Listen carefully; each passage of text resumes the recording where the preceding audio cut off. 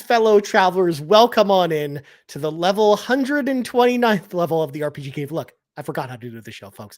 I am one of your hosts, the level 90 Ori Scholar, Ryan Turford, and I am joined for the first time for one of the two of these individuals. The other is a returning champion, starting off with the level 90 Lollafall dancer. Bowsah's here. Hello, Bowsah. Hello, good evening. Hello. And we are joined once again, by the first time in a fortnight, by the level 90 Rogadon Death Knight, or Dark Knight. It's World of Warcraft that blends together. Fi's also here. How's it going, Fi?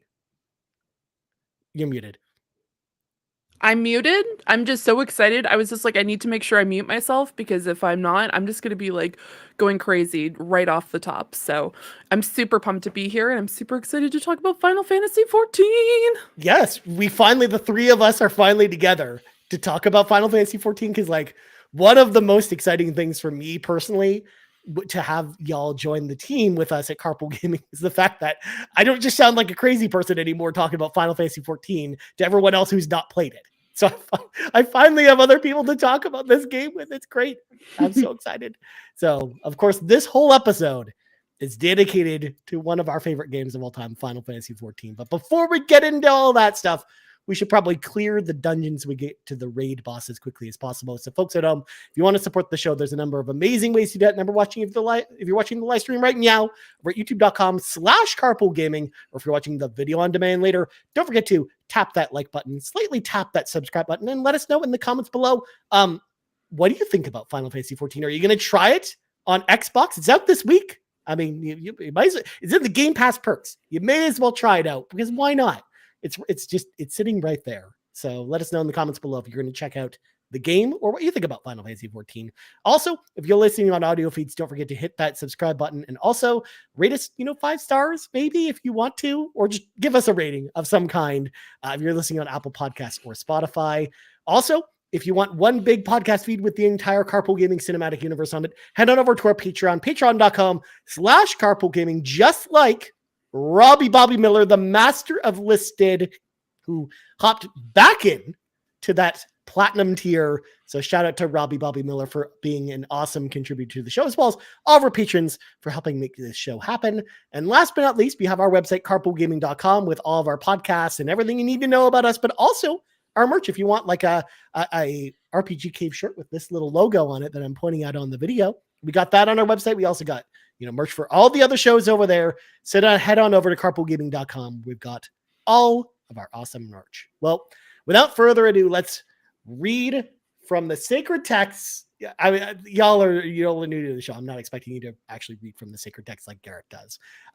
Because we are, of course, talking about Final Fantasy XIV. We got to celebrate the fact that a new Final Fantasy XIV release is happening this week with the Xbox version. There's bound to be new people hopping into the game for the first time. So, of course, we're going to set some people straight and be like, hey, where should you start? How did we get started? And just talk about just one of our favorite games that's out there, because I know that the three of us are really, really excited to talk about it. So, first of all, I know, Fi, since you'd been on the show with me, we did an entire episode about Final Fantasy XIV before. This was like mid Shadowbringers, I think like the midway patch had just come out when we did that episode. So it's been like a year and a half since we did our last Final Fantasy XIV episode. So I'm going to ask the question that I asked you on that episode. First of all, like, how did you get into MMOs? Was Final Fantasy XIV your first MMO? If not, where did you get your start with MMOs? My very first MMORPG was a very small MMO. It's called World of Warcraft. So my funny enough, my friend, it was one of those things where I was hanging out with a bunch of friends, and at 8 o'clock they all left. Like half of the group left, and we're like, "Why are you leaving? What's happening?" And they're like, "We got raid." And I'm like, "What's raid? What's happening?" And one of my other friends was like, "Don't worry about it. They're playing this game called WoW." And I'm like, "WoW?" And they're like, "World of Warcraft." And I'm like, "Oh, I heard about this from my family. A few of my family members had played it." And so I'm like, "Okay, you know what? We're going to get this game and we're going to play it. We're going to join them. This is how we're going to continue. So we're not just cut off at 8 o'clock from our friends." And so I started my little MMO adventure on World of Warcraft, and boy howdy did that take over my life for 5 years, to the point that I don't know what came out between those 5 years. If you can tell me what came out between like 2008 to 2013, I would love to know, because I don't know. Um, it is that was my introduction to it, and then I realized, I'm like, you know what? If I want to do anything else, I need to not play MMOs anymore. This Okay. is I have an addictive personality, and it was just something I could not do. I did try Old Republic, but I wasn't a huge fan of it, like Star Wars Old Republic, and I'm like, eh. But no, World of Warcraft just had its claws in me for so long. And I just was like, I need to not do this. It's not going to be my thing. I have now given up on MMOs, and now we're here talking about an MMO. Yep. So wonder what happened. Well, especially with the new expansion and stuff coming, like you've already expressed on Xbox Drive this week that you're going to get back into it. So it's going to happen. I don't need to convince you, even though I would have tried to if you were going to, stop. Since you both kind of like wormed your way into my brain and made me restart playing the game, even though I said I was going to take a break from it. So, because I'm kind of like Yuffie in a lot of ways, where like I spent over a year of my life playing World of Warcraft, like not like me playing over like just over the year, like casually. No, my playtime is over a year of my life playing World of Warcraft. It's ridiculous. So I totally get that, because yeah, like when Cataclysm and Wrath of the Lich King were out, like I wasn't really playing other games. It was really just World of Warcraft all the time, especially because like my girlfriend at the time, she was also playing World of Warcraft, and we were in a guild together, and we were running the guild, and I was running the raid nights a lot of the time, and it was just like it was a whole thing. It was basically another job. But Bowsah, I want to hear from you, because I'm curious to know like how you got into MMO. It's like is FF14 your first MMO, or was it something else? Was it also WoW? It was not WoW. I think before I got into Final Fantasy XIV, I played a little bit, just a little bit of the Elder Scrolls Online. Oh, nice. It just happened that when I got involved in that, the people I knew that were playing it kind of were getting out of it. So, like, all right, whatever. I won't. This is fine. Yeah. And then I had a friend that was like always kind of tossing around Final Fantasy XIV. Like, you should play this. You should play this. I'm like, I've never been into Final Fantasy stuff. I don't like turn-based, so blah, blah. And then a couple of friends I know that were streamers started playing it on stream. And I looked at them like, maybe I do want to give this a try. Yep. And you never looked back. You're just and like, the rest is history. I like injected the MSQ into my veins, and that's how it works for a lot of us. And if there's one thing that people know about the Final Fantasy XIV community, we will not shut up about it until you play our game. Like that's true. Eventually you get worn down and you just do it, and then you like it, and everything's great. I mean, as soon as Ron saw the main character on the thumbnail, he was like, "Oh, I'm kind of thirsty now. I kind of need to play this game." And I'm like, "Well, that's how it starts. That's how it starts, and then that's it. You're not playing other games at that point." But yeah, as for me, like I got started with MMOs a long time ago because I'm the old man of the group. So back in the early 2000s, there was this anime. I don't know if people remember it, called Dot Hack Sign, which was an anime based in about like a fictional MMO called The World, and the main character gets sucked into the MMO and is basically trapped in the MMO. You can't log out because it's this like virtual reality kind of thing, and they're basically just permanently in the MMO forever, and they're trying to find their way out. And that, what was my first introduction to MMOs and what the concept of an MMO was, but also showing off what type of social stuff you could have in an MMO. So when Final Fantasy XI came out on the PC and the PlayStation 2, that was my first MMO.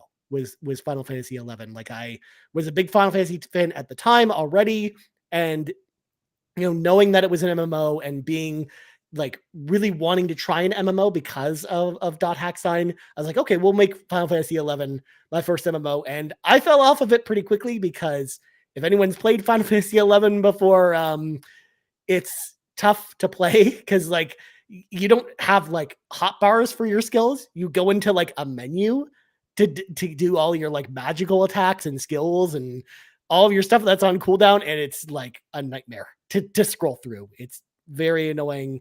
I know that there's been a lot of improvements to the game to make that a lot easier for modern players going back who want to, experience Final Fantasy XI. But like at the time when I was playing, it was very hard to play through. And it was really WoW that really, solidified MMOs for me.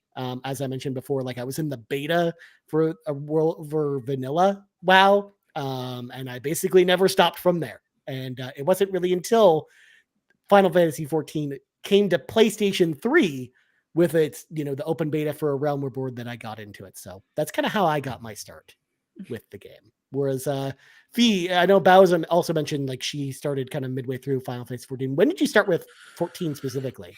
That's a very good question. So it was, I remember it was 2021, and one of my co-hosts on The Point of Progress, Harv, was just like, hey, I think you'd really enjoy this game. And I'm like, what game? And he's just like, Final Fantasy XIV. And I'm like, get out of here. Do not try to sell me on this. It's just like, it's like taking, like, it was essentially like giving someone like who has a very like just a very addictive personality and just be like, hey, here's a bunch of like candy. I know you've been stopping to take candy, but here's a bunch of candy. And I'm like, I can't do this to myself. And he was just like, no, you're gonna really like it. And I'm like, I've never really, honestly, I've played ish. I say ish because it's only been very small amounts of other Final Fantasy games. And so I was just like, I'm not hey, you want to try some heroin? Essentially. Yeah. It was just like I was just like, I can't do this. I know myself, and I know if I start playing an MMO, I'm not gonna want to do anything else. And so I can't do this. And so it took like a few weeks of coercing. And then he convinced some other of our friends, and we're like, okay, you know what we're gonna do? We're all gonna play the MSQ together. And I'm like, I really don't want to do this. And he's just like, don't worry about it. I'll get it. You'll be fine. If you don't like it, then you don't have to play it anymore. And I'm like, I don't think you understand. Like, I'm going to want to play this all the time. And he's just like, well, then that's unfortunate, but it's going to be a lot of fun. And he's just like, also, did you know that this critically acclaimed MMORPG is free up until level 60, including the critically acclaimed expansion Heavensward? And I'm like, first of all, don't start constantly saying this to me. And so I remember we started, and he's just like, we'll just do a few quests. We'll just do a few things. And I'm like, okay. And Just so just a little taste, just a little bit. He's just like, first of all, you get to make a character. You love character creators. And I'm like, well, I do. And of course, I like to make very tall characters. So I made my Rogadin. And I was just like, I'm going to play a paladin. I wanted to play a Dark Knight, but I obviously can't until you get to a specific level. I'm level 60, so I'm like, okay, I'll just play this. And so I started playing just a little bit, just MSQ. And then within like, I think like a year, I had like 1,500 hours into the game. So yeah, it's just a few hours here or there, you know what I mean? It wasn't a problem. No, there was, so I definitely blame Harv. I say blame, but no, it was definitely Harv and my friends over on Pip who introduced me to the game, and I've just been very, very excited about it ever since. I did take a little bit of a hiatus after Endwalker, but we'll get into that a little bit later on. But yeah, that was my introduction to it, was someone being like, hey, you want to get addicted to this game? Yeah, and I'm like, poking and prodding, just be like, you'd like this, I'm sure. Like, Harv sounds like a great friend. Like, clearly. He is, yeah. He's just like, it's very anime. And I'm like, okay, I know I love anime. And he's just like, there's some really great characters. And I'm like, okay. So it's been a trip since then. And then he also said it was like, there's Mahjong, which I enjoy playing Riichi Mahjong. So that's a whole other thing. So yeah, it was just a bunch of coercion into me playing this game. Nice. Excellent. Well, I'm glad, Harv got you into it though, because it sounds like you had a lot of fun despite the overwhelming addiction part of like everything else seemed like it was great. Playing all those gold saucer games didn't go to waste or anything like that either. Like shooting basketball or hopping from spot to spot to get all the little medals and stuff. It's great. But yeah, I mean, the fact is, I love the fact that you just laid out how many hours you threw into it in the first year, because like people look at me like I'm crazy, where I'm like, yeah, I've spent 2,000 hours playing the PS5 version of Final Fantasy XIV, but the PS5's only been out for like 3 years, whereas you racked that up in a year. That's actually pretty impressive, actually. But I know you used to play a lot on stream too, which that used to be a big thing too, which played into it a little bit as well. Yeah, I played a lot of it, and I even did an entire 12-hour extra life. I think it was for 2022. Yeah, it was 2022 because that was when Endwalker just came out that year.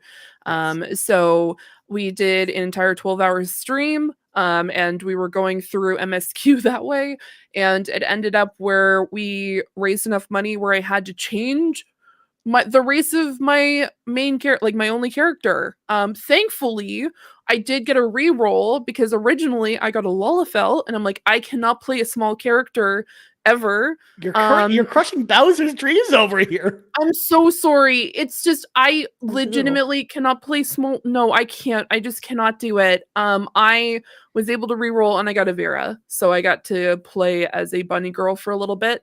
But then I had to change back to Rogadin because that's honestly my favorite. Yeah, one of these days, Bowser's gonna slide you the brochure, like the benefits of being a Lalafell. She's gonna get you. She's gonna convince you to turn to the dark side, being a Lalafell, because we all know that Lalafells are actually the true villains of Eorzea, essentially. We're slowly taking over the world. Yeah, exactly.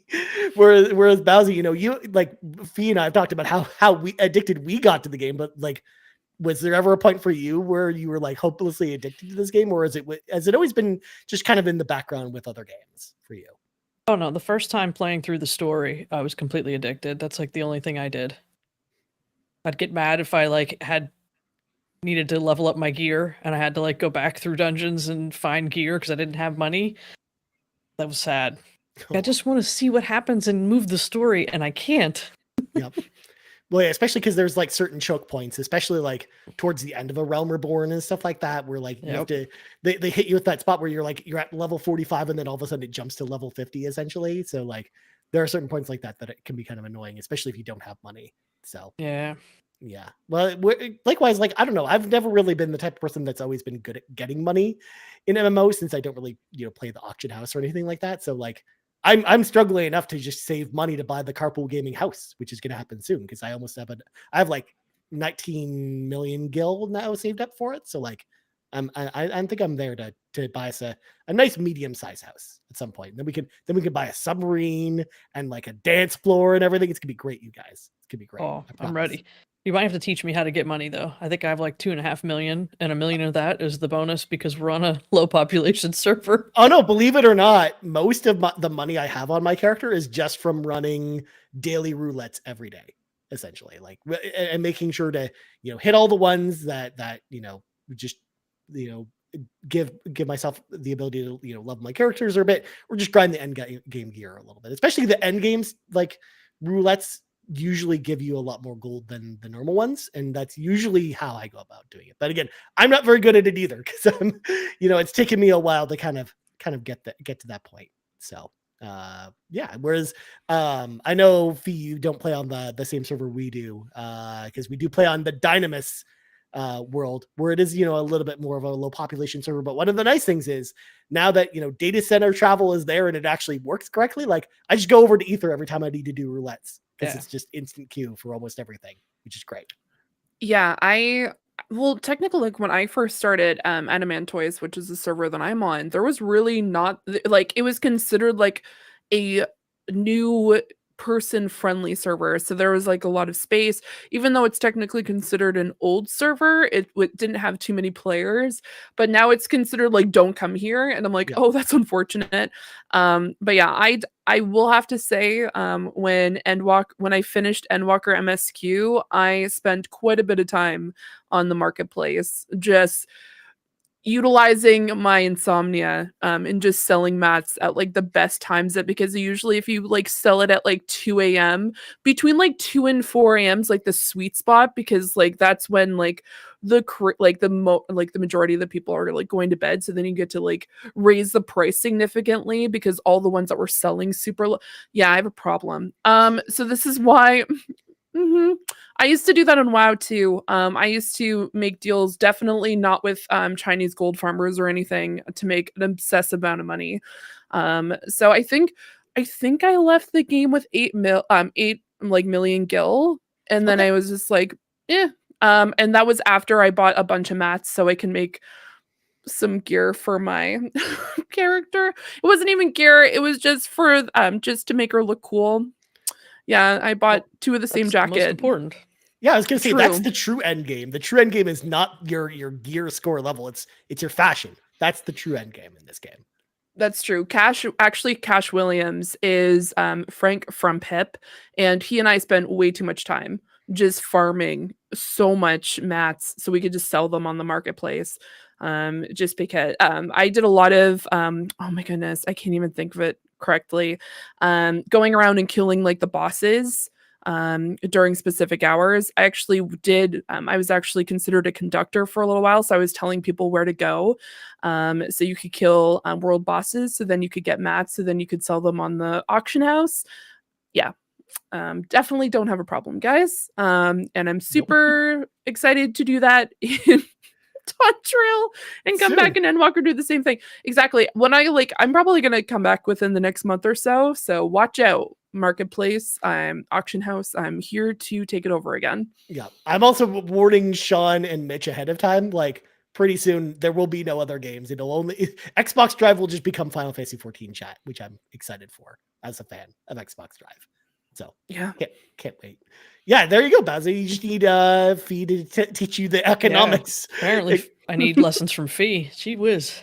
Yeah, or just just all you got to do is become the conductor of the hunt parties, the hunt trains, and then Yeah, that's exactly. probably it. So, or just run extremes or ultimates. That helps too as well. But yeah, so now that we've talked about the fact that like how we got into the game, and if we haven't displayed already how awesome this game was already because of how addicted we are to it, I feel like it's good for us early in the episode to talk about like where are the best places for new players to start? Because this is a question I get a lot as someone who talks about Final Fantasy XIV a lot on the different shows or on X.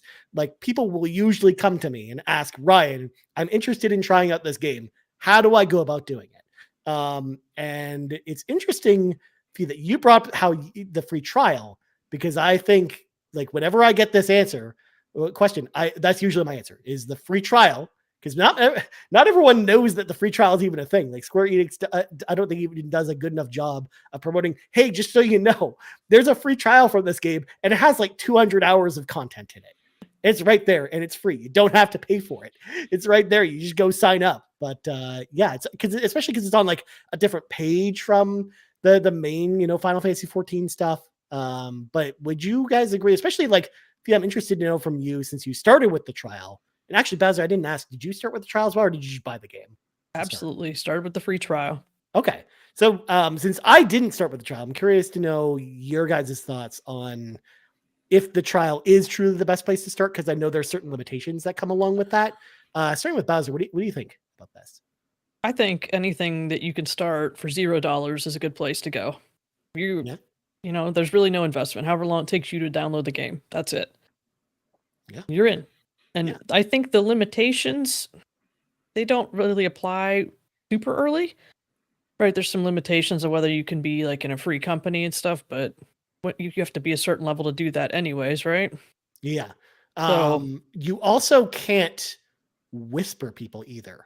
That's another thing. So if you're playing with friends, no, but if you're playing with a group of friends, for example, like me and my last girlfriend, she was trying out Final Fantasy 14 after me talking about it forever.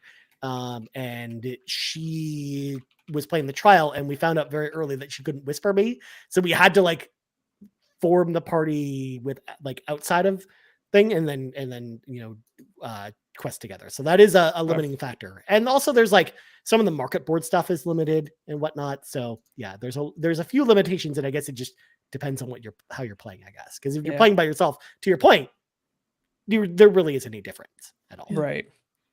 Yeah, and in the beginning, you don't need to be playing with other people. You can do all the early stuff by yourself and just kind of get a feel for it. You're just learning your character, your job.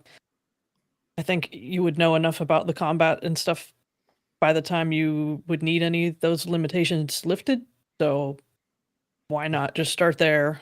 And if you're liking it, you're having fun, then go ahead and buy the game. Yeah. Well, especially because like once you upgrade from the free trial, there's no going back, which is an important point because like once you start subbing, you can't access the game if you stop your sub and so you can't, it doesn't default back to the trial, unlike World of Warcraft, which I know like it's got the free trial up to level 20, which obviously is like the first like hour of that game, but it's there and you can fall back on it if you stop paying for your subscription, whereas this game does not do that. Yeah, and I think that's something maybe we should talk about a little bit, because Xbox is offering the starter edition as a Game Pass perk. And I would advise people not to claim that right away.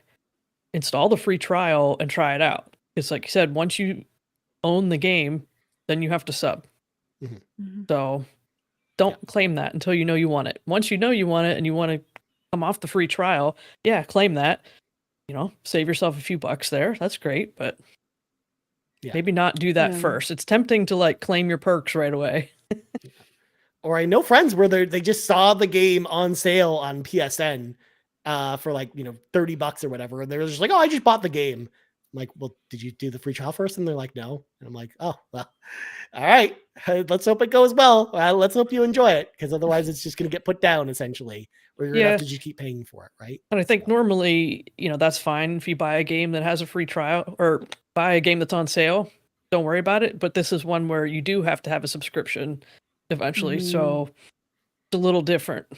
Yeah, exactly. Like it's different from something like ESO, as an example, where like there is no subscription for that game anymore. Thankfully, like there's the premium one where you get the DLC or whatever, you get extra stuff. Yeah, but that's it. Like we don't really have anything like that for this game because Square knows that people will just pay the subscription at this point. Right. And they do thankfully offer, I think, enough content to really justify that subscription too. Because like there's like stuff added to this game every couple months usually, which is nice. Or even with just like the monthly events that they have. Like we just had the Final Fantasy XV promo, crossover just come back. We had the Moogle Festival stuff. We have the Easter stuff going on right now. That there's always something to do in the game. Like there's always something that they're adding, which is really nice. Like even the holiday rewards, which is something that I wish Blizzard would do every year. They always add something to it, or it's a little bit different. Like, especially like the summer festival in particular, like every year that's like completely different with different rewards every year, which is really interesting. Whereas WoW, like I think every Christmas in WoW fee is basically just the same. It's just the same old quests, you get the same old rewards, and you go about your day essentially. It sure is. And I think the only event that I like really, really enjoyed, mostly because we were just purely chaotic for 2 days. Actually, no, it was not even 2 days. It was almost a week. It was the Oktoberfest when it used to be inside the, like, I forget where it was. It was in the volcano. And so people would get summoned there. And yes. So we used to stay in PvP mode, and it was just a bunch of us shamans. So we would just sit there and we would just... For people who weren't aware, I'm just giving my classic facepalm. Like, I already know where this story is going. We use Thundershock, and we just, because it also like throws people back, and we just throw people into the lava, so they would just end up dying if they were on the Alliance, and we did that for a week, and it was just, we didn't even do anything else. We like postponed Raid just to do this, and we just had a lot of fun just trolling people. I'm surprised none of us got banned or like for griefing. We just sat there and we like got into fights, and it was like a turf war. We were just staying there. We were like making sure that we were setting our like ground. We would only let Horde go in. And someone from the Alliance went onto their Horde character and yelled at us. And I'm like, who cares? We're having fun. God. So that was a random side note. So either way, the holiday, TLDR, the holiday events are mostly the same, yes, except for that one, because that one got changed. Yeah. That's one of the things that's one of the things I love about this game. The fact that they're constantly changing it up. So it always feels fresh. Like all the events usually feel fresh. In fact, Riley King brings up a good point. Like the Fall Guys crossover. I know like Bowsah and I, when that came out, like both of us were playing it like crazy. Like it was so cool. Yeah, that was a lot of fun. Yeah. Even the rewards were like cool. Like you got that, like the Fall Guys kind of like, outfit, you got the mount and everything like that. Like there were cool rewards for the Fall Guys crossover. And I don't know if it'll ever come back at this point. Yeah. Yeah, I had definitely had that on doing MSQ stuff and fighting big bosses and super serious cutscenes. And here's me in my Fall Guys outfit. Yeah, exactly. Yeah, in fact, I'm still waiting. One day they'll bring back the Lightning Returns Final Fantasy XIII crossover again. It'll be great. We got to get that lightning outfit and the snow outfit instead of going on the store and buying them. It'd be cool. I like Final Fantasy XIII. I'm a weirdo, but yeah, I think we all agree. Free trial is the best place to start. If you're new, if you're just picking it up on Xbox this week, definitely go to the free trial website, sign up, and do the free trial. Download the game, and I think you'll have a great time because the free trial, as we've mentioned before, it has the base game and the first two expansions, Heavensward and Stormblood, and the MSQ for that is about 200 hours to play the whole game if you just mainline it with just the quests and stuff like that. So, yeah, good luck. It's a lot of content, and like you said earlier, Basil, like you can play it all by yourself now that you have the trust system. They went back and added it for all the old dungeons now, so you don't even really have to play with other people at all except for the trials or just a couple trials. Yeah, which is cool. Like I like the fact that that's there if people just want to experience the story other than the few key times where you'll have to do like Tsukiyomi with some people or whatnot. But cool. So now that we've gone to that, I got a question from Awesome Dave for us. That's going to lead us to our next thing. So Awesome Dave 1337 asks, what is the best job in Final Fantasy XIV and why is it the Gunbreaker? Did this job make you want to play the masterpiece that is known as Final Fantasy VIII? Awesome Dave, I don't think that made any of us want to do that at all because I don't like that game. But it leads me to the thing, like, first of all, there's a lot of jobs now in Final Fantasy XIV. In fact, there's almost too many of them because I'm in the process now of, currently leveling my main character to 90, which is the level cap with all the jobs. And it's taking forever because there are just so many jobs to play now. But I want to know from y'all, like, do you think the main job that you play is your favorite, or is there a different job that you think is actually the best? Like, what's the best job in Final Fantasy XIV? Fee, we'll start with you. Okay. So yeah, I'm gonna stick with my main. I would definitely say the Dark Knight is quite frankly, one of the best storylines in Final Fantasy XIV. It is hands down one of the biggest emotional roller coasters. If you have not gone through the Dark Knight storyline, you are in for an absolute treat.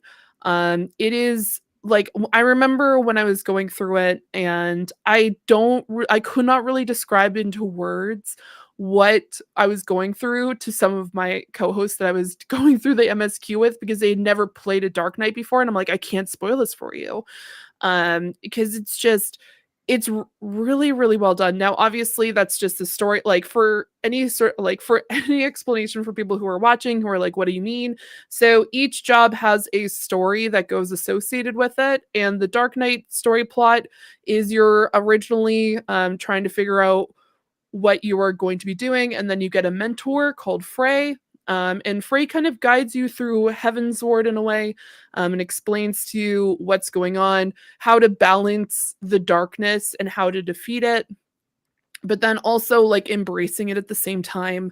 And I loved that.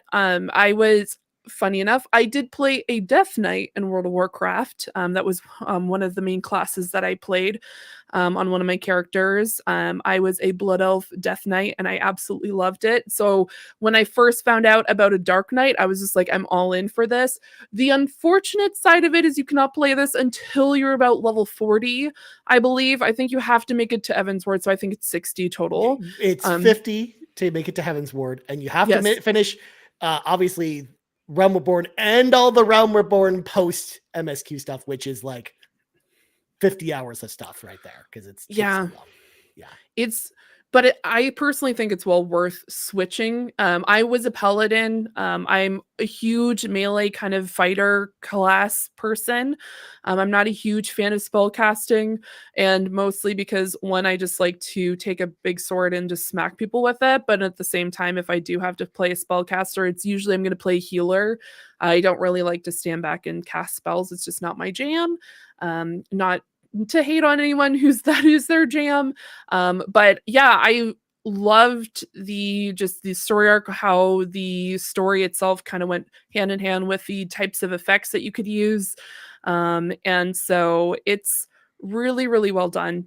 If you want a phenomenal story inside of a phenomenal game, I would definitely recommend playing The Dark Knight, because it continues on even after, because there's different arcs, and you find out what is Frey, or who is Frey in a way.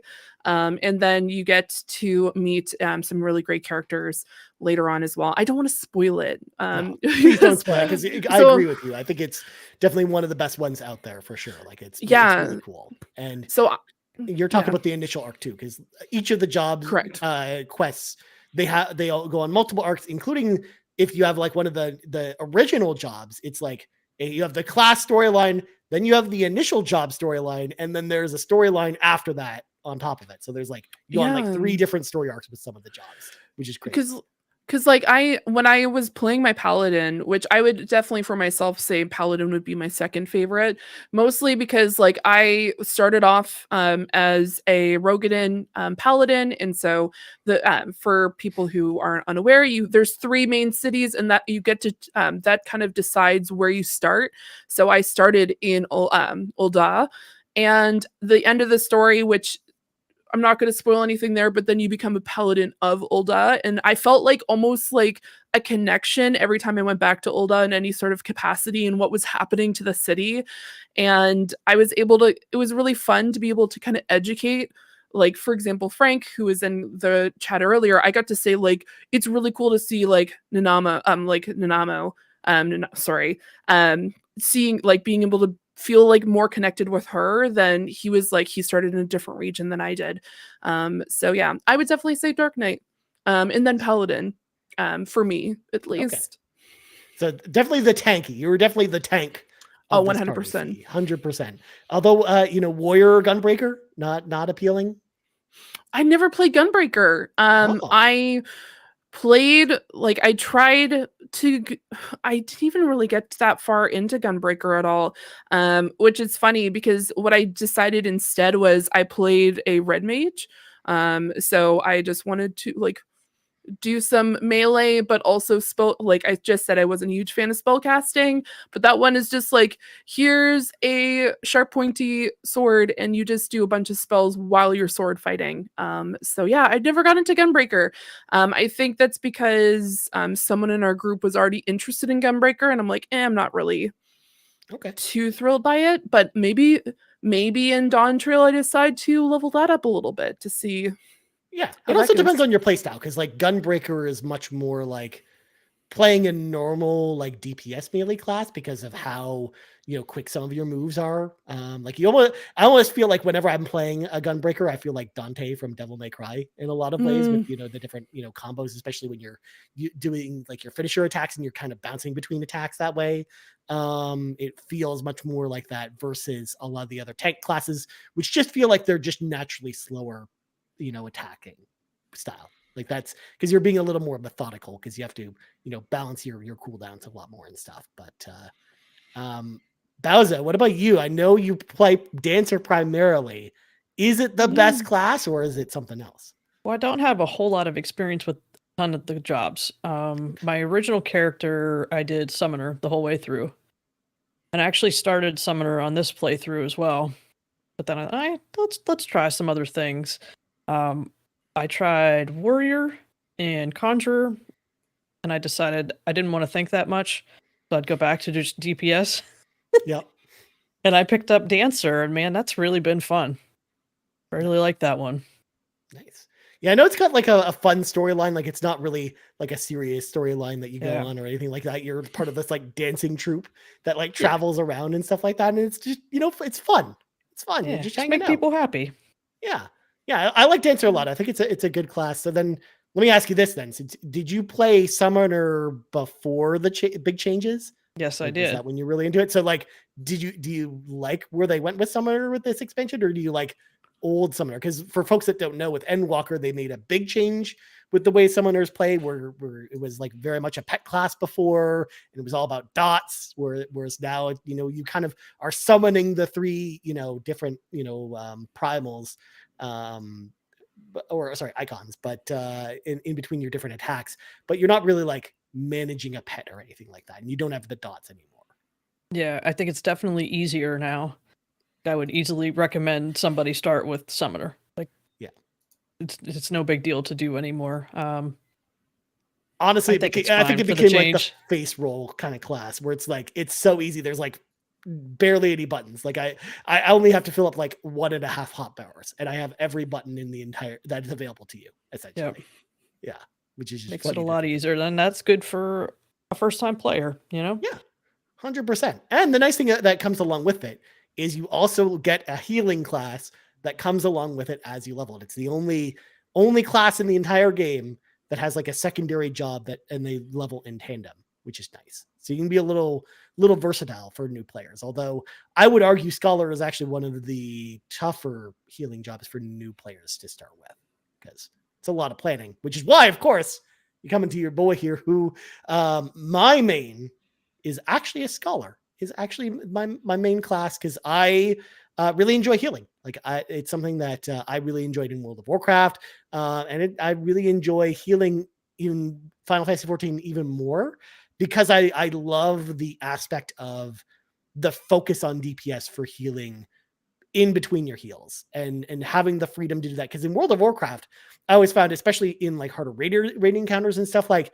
you're basically just sitting there and spamming the healing buttons, and that's kind of what you're doing in that game, and managing your different healing cooldowns. Like that's very much what like a World of Warcraft healer is all about. Whereas 14, it feels like you're a DPS character that's just also keeping the other party members alive in a lot of ways, and kind of utilizing your cooldowns, especially something like White Mage, where White Mage I find is very beginner friendly when it comes to healers, where you basically never run out of mana at all, ever, and you're just sitting there and casting glare over and over again on the boss and avoiding stuff, and while also just throwing out cures every once in a while. Whereas Scholar, I find like one of the things I like about it is the fact that I like that there is a lot of thinking and planning that goes into it, because it's more of a absorbed based healer where you have to kind of catch the damage before it happens. So you have to, it forces you to at least learn some of the boss mechanics ahead of time, or it's going to help your playstyle immensely, knowing the encounters a lot more. And I like that aspect of it, because I like, planning things out and being, all smart about things. Sage, which is kind of the other ancillary absorb class, I like that as well. In fact, I think I like kind of the job flavor of Sage more, where I like the fact that you've got like the 4 like laser things that shoot lasers at the enemies while you're also healing your allies and shielding them with lasers. Like I just like lasers and future stuff. Okay, I'm weird. That's fair. So the job itself is cool, but I don't know, I just like the playstyle, I think, of Scholar more. Plus you got a cute little fairy friend that hangs out with you the whole time. But I'm also like Fee in a way where the other thing I would like to do a lot is tanking. So for tanks, I actually really like to play warrior, because I love the idea of like using your health pool as the resource, where instead of having a bunch of defensive stuff, you're just like, I'm just going to out heal all this damage that I'm taking, and I'm just going to deal with it. It's going to be fun. And it kind of has that DPS kind of flair to it a little bit. So actually, I gravitate a lot more towards Gunbreaker or Warrior than I do Paladin or Dark Knight, which is interesting to think about. So, yeah.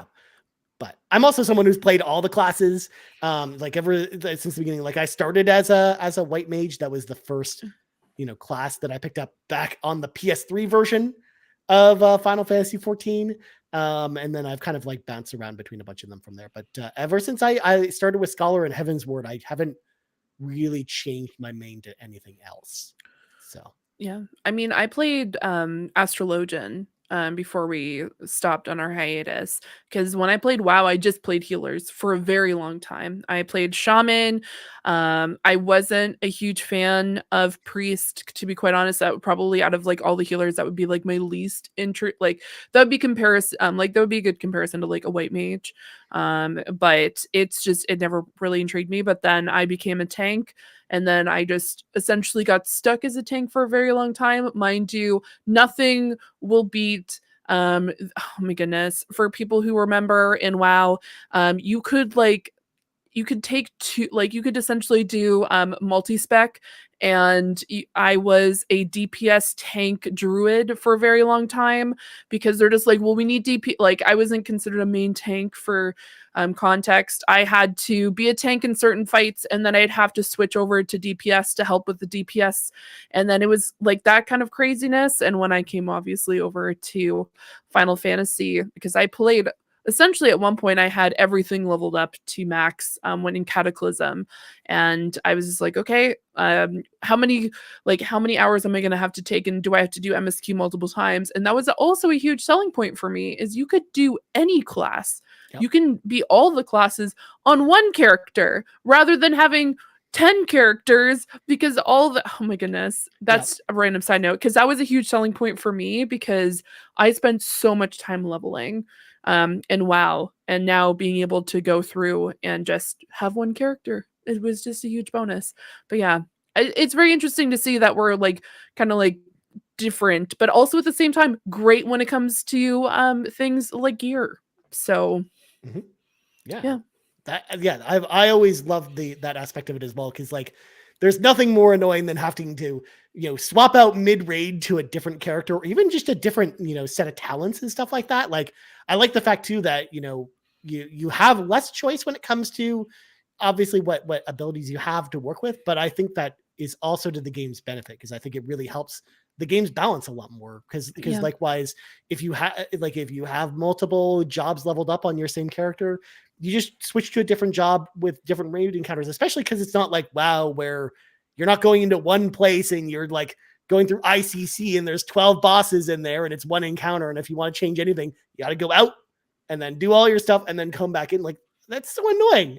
I used to hate that. Whereas I just love it's like all available in the job, like the duty menu. Or you're the person where everyone knew that you had everything leveled up to max. So then when you had someone filling in for someone else and they're like, we know that you were supposed to come in on your druid, but we're having a druid cover for Sam this week, so can you come in on your death knight? And you're just like, well, I can, but I really need this piece of gear on my druid. And they're like, but don't worry about it, we'll get it for you next week. And then you're like, but are we going to get it to there next week? Am I going to get this piece of gear next week? Like, why do I have to do it? Was a whole ordeal. And then you'd have to like switch, because they're just like, well, so-and-so has 5 different characters at level like 90, so they can go and switch. And then you're just like, why me? Why? Bowsah, this is all the stuff you were missing out on. Clearly, you're just like, yeah, this is us just complaining about WoW. I think this is what this podcast is turning into. Clearly, don't worry about it. Yeah. But so then I have to ask the question. With Dawn Trail coming this summer, we're getting 2 new jobs with the Pictomancer and the Viper. Are either of you tempted? Are you going to be swayed trying things out? Bowsah, I already know you like Pictomancer. Yeah, I'm really giving that Pictomancer the side eye here. Like, looks like fun. Be like playing Splatoon in Final Fantasy. Yeah, you just draw pictures. It's great. You just throw paint everywhere. Slinging some paint. Yeah. In fact, I just finished the MSQ for Endwalker, like the end, like the post Endwalker MSQ yesterday, and there's a cool little tease of the old Pictomancer in there, which is really cool, because I'm like, yeah, I'm really excited to try that class out. I'm kind of with Fi, where I like spellcasters, but they're not like my jam. Like that's like the lowest probably on the totem pole. Like I'd rather go play machinist any day of the week than go play a spellcaster or something like that, or a bard. Like it's just, just have so much more freedom, I think, when you play like the ranged physical versus the magic classes. So like, I don't know if I'm that jam. Like I'm more tempted by Viper, I think. Maybe I'll try it out because it's, dual wielding swords. It's going to be like a fast class. Like I'm interested to try that out and see the difference between that and something like Monk or Ninja. Yeah, a lot of people have been like, "Oh, you're gonna really like Pictomancer. You're an artist," and I'm like, I don't really feel like being Epic Mickey. No serious events to anyone who's excited about Picromancer. I also, to be quite honest, I was watching the trailers before this podcast. I don't like the water sound that comes, like almost like the sloshy sound that a Pictomancer makes when they do spellcasting, and I'm like, this isn't it for me. And I've recognized that. So I'm definitely going to lean more Viper. Viper definitely has a red mage vibe. It's very fast acting. You're going in and attacking super super fast and with melee. So I'm really excited for that. Out of the two of them, I'm probably going to level up Pictomancer, but I'm just gonna have to mute all my spellcasting for that character. It's just specifically sound audio issues, like for me. But no gripes about the specific style or anything like that. It was just making me like audibly, like physically, like go like, why is this? Why? But either way, Viper for sure. I'm definitely gonna be trying that. Also because like I want to live my pirate fantasy. So Viper is going to be 100. Oh no, Ryan, I was very tempted to just be like, I'll never play Viper because it's got the pirate fantasy. Oh, I am full for it. Like I'm all for it. I already have the pirate outfit for my Rogadin. I am fully committed for the pirate fantasy, which is Dawn Trail. Nice. Yeah. I mean, to the point where you're just like, oh well, maybe I should stream this game and then also wear a pirate outfit at the same time. Exactly. Good God. I already have the skulls. I have a bunch of skulls behind me. I have a skull there and there. So skull there. What you're saying is you need the crystal skull from the hit game 50 Cent Blood on the Sand from the Xbox 360. Exactly. I know exactly what you're talking about. I'm glad everyone understands the references from 50 Cent Blood on the Sand, one of the greatest video games of our time, ladies and gentlemen. It's a great game. Yeah, Viper, I don't like pirates. Everyone knows that about me. I don't like pirates. Pirates are not my jam. But I also think the gameplay style might be pretty fun. So I'm definitely gonna at least try it. To try it anyways, because like I used to play Rogue some off times in World of Warcraft, and like I would never play Outlaw for the same reason, because it also has like kind of like the pirate flair to it. I'm like, no, that's not for me. But is this where I call you out again for being aligned with the pirates in the game? No, you can call me out all you want. It's fine. Look, I mean, I started in Limsa with my character Bowsah, and I was just like, well, that's just who I'm gonna align with, because it's fine. But I don't really care either way. I'm going to be blasting the Pirates of the Caribbean music the entire time. And I'm going to just send you like TikToks specifically of people who've taken Final Fantasy and just put Pirates of the Caribbean on top of it. And it's going to be phenomenal. So I'm looking forward to this summer when I get to do that to Ryan. Is just consistently send him pirate music and TikToks associated with it. Inviting Fee onto this podcast was a mistake. This was a mistake. I've learned my lesson. But Fun summer, baby. We got another question from the community. This comes to us from Nagachaka, who asks, "What is the best expansion to play in Final Fantasy XIV, and why is it the Shadowbringers near raid series? Having played playing the near raid series made you interested in playing the masterpiece known as Nier Automata?" So there we go. We got a Final Fantasy VIII question from Awesome Dave and a Nier question from Nagachaka. This is going swimmingly. First of all, I like the Nier raid series a lot, despite the fact that I don't really love the level design, but I love that the bosses are really cool. The music's great, and I love how they tied the Nier storyline into Final Fantasy XIV, but that's not an expansion, Nagachaka, because that's just a part of Shadowbringers. So I want to know from y'all, what's the best Final Fantasy XIV expansion? And we'll lump MSQ in there, trials, raids, like whatever criteria y'all want to use to justify this. Bowsah, what's the best expansion for 14? Oh, I think I'm gonna have to go with Shadowbringers. Okay. I just like the storyline that happens there and the places you get to go, and the Crystal XR character in general, the big bad in that expansion. Yeah, that one really gets me. In the beginning of it, when things start happening and you don't know what's going on, man, it pulls on the heartstrings, that's for sure. Yep. It does not pull punches. No. That is for sure. It is definitely the darkest of all the expansions, 100%. But yeah, because I know like it's a big debate in the community with what's better, Shadowbringers or Endwalker or Heaven's Ward. And like there's a bunch of debates that go back and forth about this stuff, which is why I go to Fi and ask her what is the best expansion for Final Fantasy XIV. What do you think? See, my eternal struggle is constantly between like Endwalker and Shadowbringers. Like it's like depending on the time of day and what I've been like content consuming. I know this is a random side note. I love the fact that like Stormbloods is not here. It's not a part of the debate. We do not acknowledge this particular expansion. But I would probably have to lean slightly a little bit more to Shadowbringers. Mostly just because of this, like I'm a huge story person and I was not expecting certain things to happen early on, especially some certain things may happen where it's probably one of the most disturbing things I've seen in a video game. So it is really well done, and also an introduction to one of my favorite characters of all time in video games.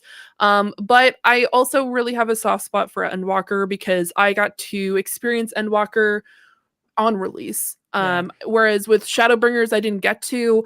And even though I love Shadowbringers and I love everything that came with Shadowbringers, I feel a little bit more kinship to Endwalker because I got to experience that with everybody. And I got to go to the ending around the same time that everyone else was. Whereas like with Shadowbringers, like it was like trying to like dodge in a spy movie with like just like lasers everywhere trying to avoid spoilers. Now, mind you, Final Fantasy XIV, the community I can definitely say is fantastic when it comes to not spoiling things, but I'm also on the internet a lot. So I was just like, I don't want to spoil anything for myself. So it was really nice to be able to kind of be a part of something really huge. So that I think it's like very like it's like almost like 59 to 51%. Like it always kind of like teeters between the two. Okay. Yeah, I'm actually amazed you even got a chance to go in right away to play Endwalker, because that was a big thing when it came out, was just the queues were the worst, where like you'd spend 5 hours in queue because we had all the people exiting World of Warcraft to also come play it, and it was like it took forever to get into games, or sometimes you'd wait all day and it would just kick you out of the queue and you just wouldn't play at all. So shout outs to PlayStation Remote Play, because I would get in the queue and just watch that on my phone until I was done working, and then hopefully I'd be close to being in the game in time to play in the evenings. See, I definitely didn't level my character up to bard just enough so I then could add a specific add-on that had my character constantly playing an instrument.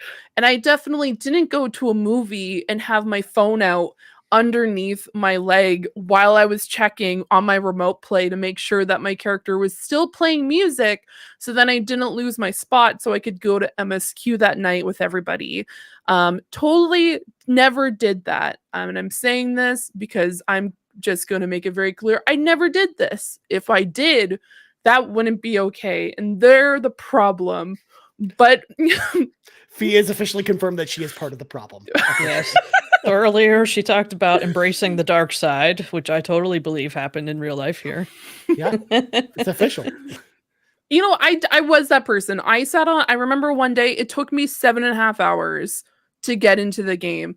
I logged in at the beginning of my shift. Thankfully, I work from home. So I had everything set up, and then I had on my other screen just the loading screen. Like just like constantly in queue, not being able to, and then watching it go from like 15,000 people ahead of me. Yep. And then just watching it slowly move down. And at one point, seeing it move up, and you're like, why is it moving up? How is this working? Why did I go from 4,000 to 5,000? And then it started going back down again. I'm like, so yeah.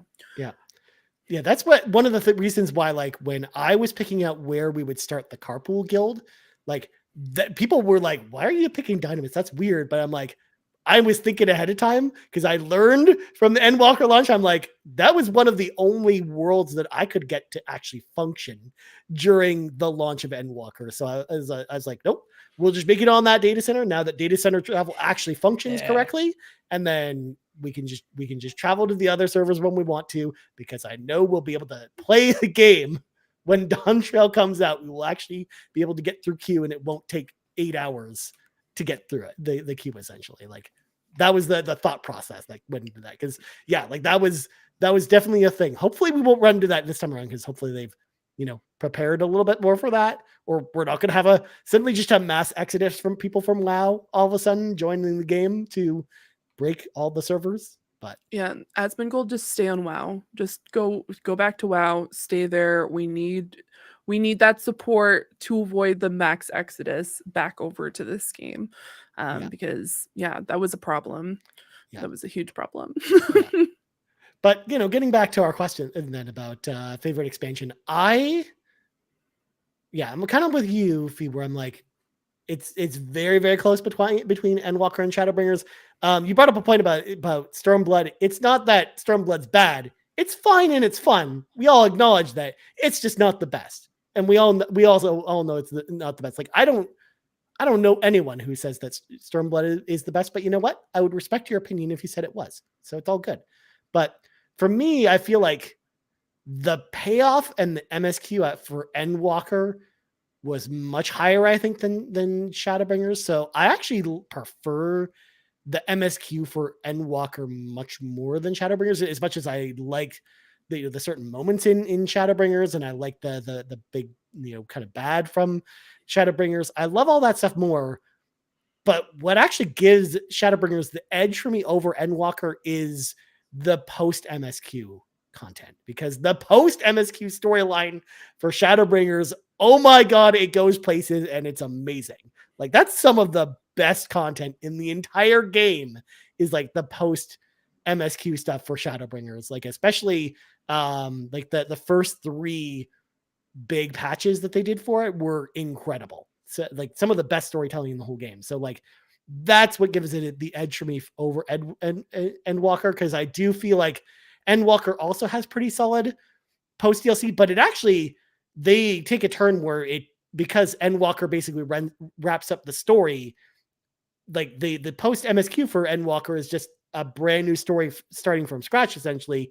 And it also in a way kind of feels like a little bit of filler, where it's trying to just get you trying to set up some stuff for Dawn Trail, but it's mostly its own self-contained storyline that fully wraps up in that post MSQ, where I don't even know how much we're even going to see the characters in that post MSQ in Dawn Trail or even future expansions at all, especially because it's so tied to Final Fantasy IV in particular, because they did basically this big tribute to Final Fantasy IV, and they worked characters from Final Fantasy IV into the Final Fantasy XIV storyline, which is cool as someone who likes Final Fantasy IV like I do, but it also kind of like almost feels like I was watching it, like playing through anime filler sometime, but good filler, but still filler nonetheless, where I felt like, it's like a small self-contained story. It's its own thing. And then you're on your way to the next thing with Dawn Trail, essentially is how I felt about it. So definitely have to give Shadowbringers the edge on that one. But yeah, I think it's a pretty close debate. Heaven's Ward's no such either. That expansion's really good. It's got fantastic moments and characters as well. I think all the boss and dungeon encounters for Heaven's Ward are really good. It's got incredible music as well. So had to give it its shout out as well. So I got to ask, who are our favorite times? Who are our favorite characters, y'all? And we can get in. We don't have to go into spoilers or anything like that, but I know that there's certain characters I want to mention that might be spoilerish. But I mean, first of all, I got to mention our favorite cat boy. I love Grahatia. I'm sorry, I do. He's one of my favorite characters ever. He's so he's so awesome. I love the fact that he's just like, oh, I just really excited to go on an adventure with you and do stuff with you. Yeah. The main character, like I just love like his positive attitude and just the fun he brings to the party. But what about y'all? I want to hear from you, Bowsah. Who are some of your favorite characters? All right, not to be dramatic, but I would die for Totoro. I do anything for her. I gotta stick with my Lalafels. Probably another top contender for that spot would be Pippin. Okay. Yeah. Graha's one of the only normal height people that I really like. Yeah. Although I will say, like, Lalafels can be the best, sweetest, cutest, most wonderful characters and the absolute worst. Yep. Like some of them are just the absolute scum of the earth. Yes. Yeah. Yes. Because I think one of my favorite story moments, I think it's at the end of A Realm Reborn extra content, the patches, the thing with Nanamo, that whole event that happens. That's probably, I couldn't wait to get back there on my second playthrough. Nice. And that's some of the best and some of the worst. Yeah, definitely some shifty Lalafell happening in there. But I have to bring this up, Fee. You know this is coming because it's in the chat. Ask Fee which character she has an entire screenshot folder for. Fee, I need to know who we have an entire screenshot folder for. Is it Estinian? Okay. So hear me out. I took a lot of screenshots. My computer is bogged down because of the amount of screenshots that I still have on my computer. Because I took screenshots of everything because I treated it like it was like Pokemon Snap and I need to take photos of everything. I definitely do not have an entire save folder of Emmett Selk. It's totally not a problem whatsoever. I definitely have a reasonable expectation of specifically that character. No big deal. I was a Shadowbringers and Endwalker specifically were phenomenal. There was another character for some reason. It's the moment that Shadowbringers came, I completely blanked on this other character and I feel so bad. And I'm going to have to look this up in 2 seconds because I know I picture it in my head. I picture him in my head because I had him on my stream deck for a very long time. But yeah, I would definitely have to say Emmett Selk. He's definitely one of my favorite characters. He had one of the best story arcs I personally think in gaming, and I've talked about that at length on multiple occasions. And obviously I'm not going to talk about him in length because he is introduced Amaric. The other folder was Amaric when we were going through Heaven's Word. It was, I have special folders. It's fine. No big deal. The way you sped special folders, I had to do that. I'm sorry. It's okay. It's fine. It's a-okay that Frank is currently airing out my dirty laundry essentially here in the fact that I had screenshot folders. It's fine. It happened. I knew it was going to happen. Mostly because whenever anyone watched my stream while I was playing, you could hear just like the while I was taking screenshots. And so there was something I didn't know that everyone could hear that I took screenshots during the game until someone commented, "What is that noise that I keep hearing?" And I'm like, oh my God, I've been taking screenshots. No one told me that it made a sound because I guess I just had that off or at least I just couldn't hear it. But everyone thought it was very funny because they're like, oh, we thought you knew that everyone could hear this. And I'm like, no, didn't know it. But yeah, no, I would definitely say up until Shadowbringers, I would have said Amaric, even though we got only in comparison to other characters, we have a very short time with him. And then Emmett Selk, of course. But my favorite Scion, I would have to say, is Alize. Out of all of them, I felt like a kinship with Alize. I know some people aren't a huge fan of her, especially early on, but I liked her from day one. At least from my day one, not day one of when she was first introduced to the game. Yeah. But yeah, I love the character. I love the friendship that the Warrior of Light has with Alize, and I just really appreciated it. And I was just like, I was kind of shocked as I know you said Thancred, Bowsah, because I was just like, oh, Thancred seems pretty cool. This is Thancred, the best meme. This is Thancred. But yeah, it's definitely I would, if I had to answer my favorite Scion, it would definitely have to be Alize. Okay. Nice. Yeah. I like Estinian as well. He's probably my favorite Scion. But yeah, because I love Actually, I like his whole storyline in Heaven's Ward a lot, but then I also love seeing the change in that character post Heaven's Ward, and I love getting to know him better as he became part of the party. So Estinian's a character I really like a lot as well. He reminds me of so many other dragoons you have in your party in other Final Fantasy games as well. So being a big Final Fantasy fan, like that's one of the things that I loved about him, his character. I just love his complete lack of understanding when it comes to money. Yeah. It's just like, oh, I should spend 700 gil on this. And we're like, no. You put the gil away. And he's just like, what do you mean? I shouldn't spend 700 gil on an apple juice. Like, what do you mean? This man just does not know how to spend like any sort of money whatsoever. So definitely, my biggest tip for you guys is do not give him gil. And he won't, he's not a good banker. Yeah, for sure. He's not going to handle your long-term investments very well, but leave that to my girl. He knows how to handle the money. Of course. I'm so sorry. I could not handle her whatsoever. I'm not gonna lie. When you go on the quest line where she's like, "All right, I'm gonna help too. Let me go train to be fight in combat." And I liked that quest line for her, but then everything else, I'm just like, it kind of falls apart for me with her as well. I'm just like, no, I'm good. She kind of drove me crazy, I will admit. I think I definitely said that I wish I could like just kick her. You just like to kick Lalafels though. I'm starting to sense an anti-Lalafell agenda. Here. I feel personally attacked here. It's not full. It's okay. Are you gonna kick me when we go to Extra Life? That's what I was gonna walk up and kick me. No.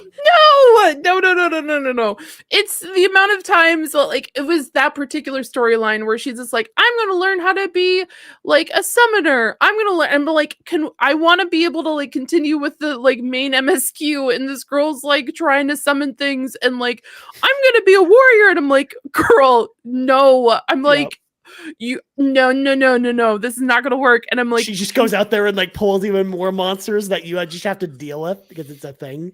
Yeah, she's great with money. She is like makes the dreams work. She does phenomenal that way. But I'm like, girly Tataru, I need to do the MSQ. Like the world is burning and you are doing silly nonsense, which I appreciate. I understand it was for comedy. It was just but also she's a fashionista. She makes the clothes. She makes good clothes. Like that's a useful skill right there.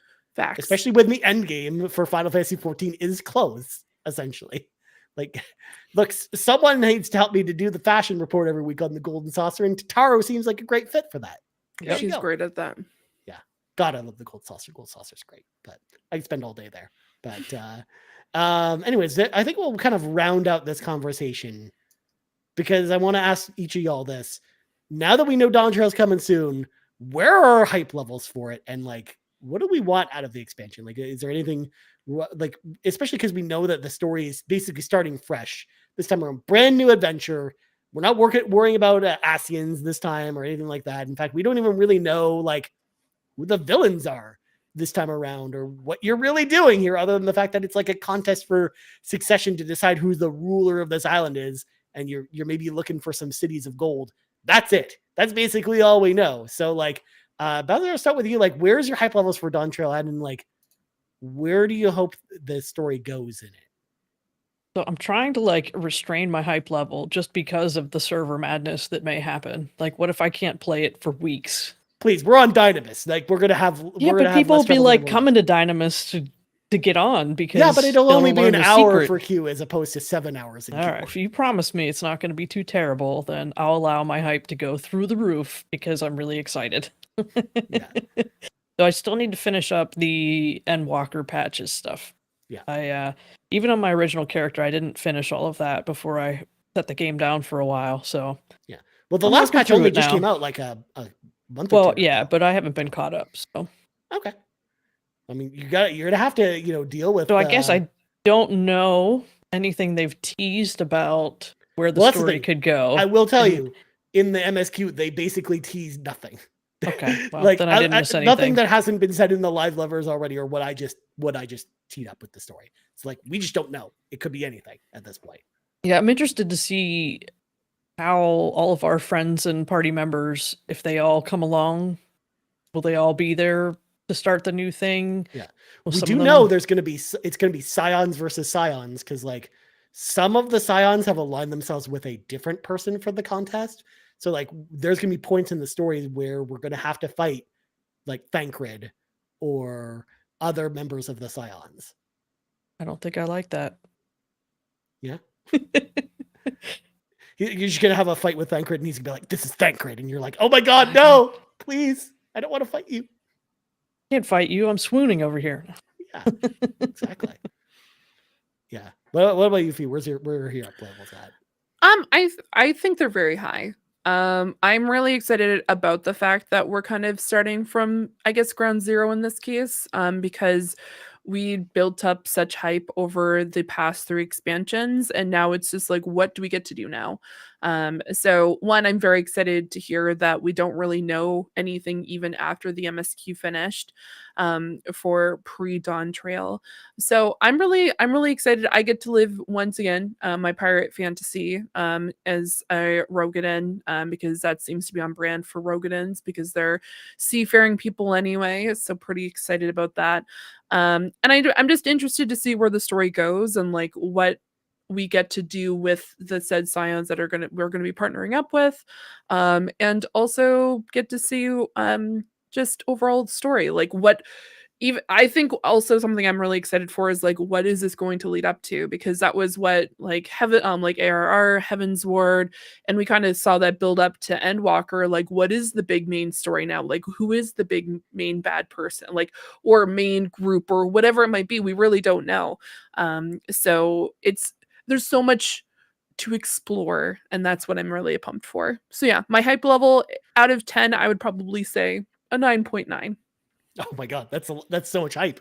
Yeah. I feel like I'm kind of out of place here because I'm the one who's coming in with tempered expectations, I think, this time around, because I feel like there's a chance this may end up being like a Stormblood level expansion in some ways, where it's it's still really, really good and it's still Final Fantasy 14, but it just might not be the most amazing thing in the world because they are, trying to. I think there's going to be a lot of world building, a lot of new character introductions. I also feel like the tone is going for a very fun kind of tone, which I think is a good, refreshing change of pace because there's no end of the world stuff or not the dark storyline from Shadowbringers isn't here. Like I feel like it's going to have a nice light storyline. So I do think that's going to be a good change of pace. But when we look back on it 3 or 4 expansions down the road past Dawn Trail, we might look at it in the same light as either ARR or Stormblood, which is okay because that's still good. And yeah, I'm just more or less like y'all. I'm really excited to see where the story goes. I'm really interested to see who the new villains are going to be because I'm assuming obviously none of the royalty that are running for the contest are going to be the main villains, and obviously Thancred is not going to be the main villain. Like that's just not going to happen either. So it's just like I'm interested to know who or what that's actually going to be, and kind of going from there because in the post Endwalker MSQ, you're really dealing with a different faction that's in a different world, but again, as I mentioned, it kind of wraps all of itself up. So unless some of those characters cross over, like it doesn't really hint at anything new that's going to happen here, other than maybe some of those characters we might interact with here, but that's about it. Like that might just be all that's going on. So yeah, I think I agree with that assessment that it might be like it's going to feel like ARR. Yeah. They've got to build the world now. We're starting over. Yeah. Which I still think is going to be fun. Like I also am interested to see if they do like some, fun quest lines, kind of like, gathering the feast together before you go fight Titan in ARR. Like that comes to mind. It's like some of the type of quest lines I can imagine we might see here where it's like, goofy things like that kind of happen, but also some more serious quest lines as well. So yeah, I'm excited for it. I'm also excited to see what the new trials and the new raid content is going to be as well. Because like I said, they've barely talked about any of that stuff at all. So other than the fact that we do know that the Alliance raid is going to be a crossover with Final Fantasy XI, that's it. That's all we know from the endgame stuff. So, but there you go. Dawn Trail's coming out this summer. We don't have a release date yet, obviously, but I'm imagining June or July at this point. I mean, that just makes the most sense with like the patch schedule and everything else. Like That's just what I'm anticipating. But we didn't mention this before, Bowsah, but I feel it's important for us to mention. If people are starting out and are hopping in, if this whole hour and 20-minute conversation has gotten you excited for Final Fantasy XIV, and if you're already playing the game, or if you're new to the game, if you want to join the Carpool Gaming free company, we are on Data Center Dynamis on the world Seraph. You just have to go in our Discord, which, of course, if you're not part of the Carpool Gaming Discord, it's free to join. The link is in the description of this podcast. If you go to the Final Fantasy XIV section of the playlist, we have a pinned comment with all the details on how you can be a part of it. Like I said, I'm basically been saving up for a house, and we should be able to buy it soon, because that's one of the nice things about playing on Dynamis. There are actually houses available, like readily available all the time, that you can just buy instead of going through some like random second. You want to move and be our neighbor? Tempted. Come on over. Yeah, still a myth. Yeah, but yeah, so we're on Dynamis. Of course, one of the nice things there too, of course, is you get the extra leveling bonus. It's basically permanent at this point, because all the other servers are Square has basically labeled them as "don't make your character here. Go to Dynamis instead if you're making a new character." So I imagine we're going to see like a lot of the new sprouts coming up on the Xbox version, probably going to be on Dynamis with us. So if you're on Dynamis, join the Seraph server and hit me up in the game. Again, my character name is in the Discord in the pinned comment, and I will add you to the free company. So we will definitely be planning some more stuff, I think, either closer to Dawn Trail or during Dawn Trail for sure. I know I want to get like maybe some raiding nights together. Maybe we can do some extremes or some ultimates together. I would love to do some of that stuff in the community. So we will definitely be doing some of that stuff in the Discord. So more details to come in the future. But one last thing we got to do before we go. We got one last question from the community. This comes to us from HVAC Sparky and has nothing to do with Final Fantasy XIV, but they wanted to ask it anyway. So I've been working my way through Golden Sun thanks to the NSO Plus expansion pack, about halfway through The Lost Age, which is the second game in the series. I've been enjoying these games so much that I would love to potentially check out more RPGs that are similar to the Golden Sun games. Do y'all have any recommendations for me? So first of all, am I the only one here who's played Golden Sun? Like, have either of you played the Golden Sun video games? Or are you even remotely aware as to what these games even are? I've heard of them before. Okay. So these were two turn-based role-playing games on the Game Boy Advance. And they're pretty fun turn-based role-playing games, very similar to your, classic Final Fantasy style games, but with some interesting elements where the characters themselves have psychic abilities. And that comes into play with some of the environments when you're moving around. For example, you have to get across this waterfall. So you use your psychic powers to push these logs over to make a bridge across the waterfall to cross it.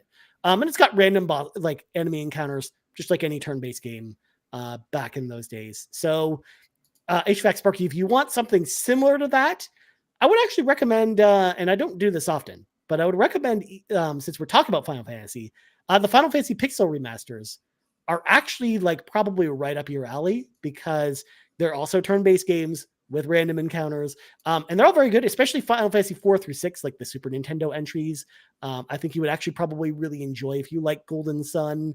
Another series you might want to check out, HVAC Sparky, is the Shining Force series from Sega. Now, they're strategy role-playing games, so they're much more closer to something like Fire Emblem. And Garrett and I did a Shining Force episode a couple months ago, because he played it for the first time and really enjoyed it. But those games are made by the same company who made the Golden Sun games. And there's the exploration structure for Shining Force is very similar to the stuff that you'd see in Golden Sun. So if you like a lot of the exploration or the storytelling or the fact that they use the same font and have the very similar cool camera movement with the encounters, all that stuff's in the Shining Force games on the Sega Genesis, and they're both on NSO as well with the expansion pack. So they're definitely worth trying out if you're interested in trying some strategy role-playing games made by the same company. So those are my suggestions. But do either of y'all have any turn-based role-playing games that you think might fit the bill here? Do you even really play turn-based stuff, you guys? I'm not in turn-based. I think the only thing I could like the first thing for some reason that came to my mind was like a Ni no Kuni, Okay. kind of something like that. It is turn-based. The second one, it feels a little bit more Pokemon than anything because you're more like collecting different spirits, and then you go and I personally haven't played through all of them. I'm a huge Studio Ghibli fan though, so if you're looking for something like that, I could recommend it. And of course, my favorite RPG, which has turn-based fighting, is Mhm. Baldur's Gate 3. But I do not recommend it for people who do not want to spend like unless you want to spend like 60 hours into a game. So yeah, I personally haven't played too many like retro or like older RPG turn-based games. But yeah, I think the first thing that came up to me, like Yeah. first thing that came to mind was the Ni no Kuni games. Yeah. I think Ni no Kuni is actually a good pick. And I would definitely say probably not the second one because the second one's like very much like a strategy game Yeah. built into it. But I think it's also, not a bad game either. And also the other series that came to mind with this question is also Persona, because it's also like probably the best Mm. modern turn-based role-playing game. But there's a lot of different elements that are not very similar to Golden Sun, which is why I didn't recommend that one right away. So HVAC Sparky, I think we've given you lots of good choices here. So But let's Try 'em out. just move past the turn based. Just come join us in Final Fantasy XIV. I There's a mean, big free trial. Why not? yeah. What does that free trial include, Bowsah? Everything. The critically acclaimed expansions, Heaven's Ward and Stormblood. Come on, you know the bit. I didn't recite it. I thought everyone knew it. I mean, I don't know, man. I don't know. Anyways, I think we should probably get out of here because it feels like that time. So first of all, thank you so much both to Bowsah and Fi for filling in for Garrett this week. I truly appreciate both of y'all taking some of your time out to join us in the cave tonight to talk about all things Final Fantasy XIV. I had a blast. I hope you all had fun as well. Mhm. But Bowsah, where can people find you on the internet? You can find me at Bowsah13 on X. You can find me in the Discord. And this Friday, March 22nd, noon Eastern, twitch.tv/Carpool Gaming Live, where Locklith and I will be playing Princess Peach Showtime. Very nice. Very nice. And Fi, where can people find you? Yeah, you can find me over on X or Twitter at Ceranics. You can also find me over on Twitch. I started doing some more Twitch stream. I did a Twitch stream yesterday where I'm going through character creators because I love character creators. So I played the Dragon's Dogma 2 character creator. It took me 4 hours to create one character. And so we're probably, hopefully, at some point playing Dragon's Dogma 2, but I definitely like to do art and play RPG games, and will be playing Final Fantasy XIV over on my channel. So definitely go check me out over there. Also, this Friday in the evening at 9 p.m. Over on Carpool Gaming on this channel right here, you can check Bowsah and I both out with Sean Capri coming back for the Xbox Drive. And then on Saturday, I'm going to be doing a 24-hour board game stream with my partner Lucas over on his channel. So definitely go check us out. It is going to be a lot of fun. We're going to be doing some community stuff and some like IRL stuff. So definitely go check us out over there at like Green Rose 77 on Twitch. Go check us out over there. Good God, that's so much stuff. That's such a packed schedule. Also, I love the fact too that when you talked about Xbox Drive, you forgot to mention Mitch. I don't know if she forgot. No. Might be on purpose. Might have been on purpose. Nice. Well, that's for me. You can find me on X or Twitter or whatever you want to call it at Ryan Turford. And speaking of streaming, I also could be streaming this week on Thursday or Thursday night at 10 p.m. Eastern Standard Time. We're at twitch.tv/Carpool Gaming Live. It's my birthday on Thursday. So I'm going to be doing a birthday stream. And I asked the audience on Twitter, what should I play? And the answer, the audience basically told me to play what I want to play. So you're going to have to tune in on Thursday night, 10 p.m. Eastern Time, twitch.tv/Carpool Gaming to see what I decide to pick. It could be Final Fantasy XIV. It could be some random Sega CD, weird game. Who knows? It could be anything. It could be anything. You can also find us on Twitter at Carpool Gaming, right here, youtube.com/Carpool Gaming, and of course, podcast services around the globe. So for Bowsah, Fi, and myself, Ryan, this has been the RPG Cave level 129, and we're out. Good night, everybody.